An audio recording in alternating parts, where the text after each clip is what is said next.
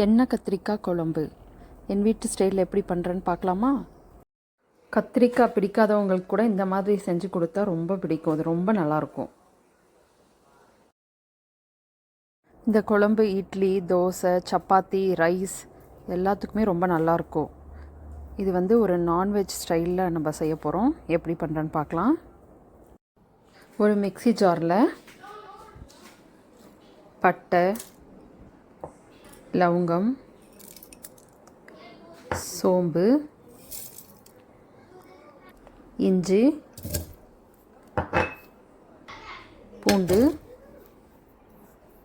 அப்புறம் 3 வெங்காயம் இந்த மாதிரி நல்லா பேஸ்ட்டாக அரைச்சிக்கணும்.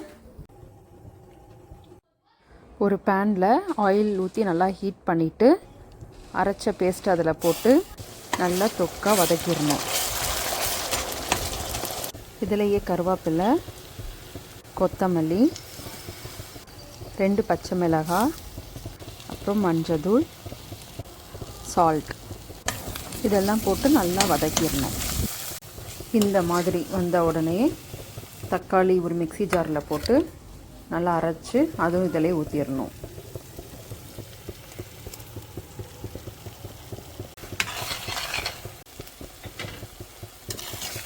கத்திரிக்காய் இந்த மாதிரி கட் பண்ணி அது இதில் ஆட் பண்ணிவிட்டு அதை நல்லா வதக்கி கொஞ்ச நேரம் வேக வைக்கணும்.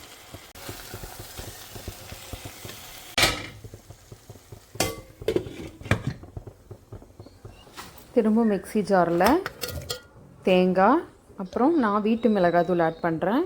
நீங்கள் தனியாத்தூள், மிளகாய்த்தூள் அந்த மாதிரியும் ஆட் பண்ணிக்கலாம். ஆட் பண்ணி நல்லா பேஸ்ட்டாக அரைச்சிட்டு அது இதிலையே ஊற்றி நல்லா கொதிக்க வச்சிடணும். தண்ணி ஊற்றி நல்லா கொதிக்கணும்.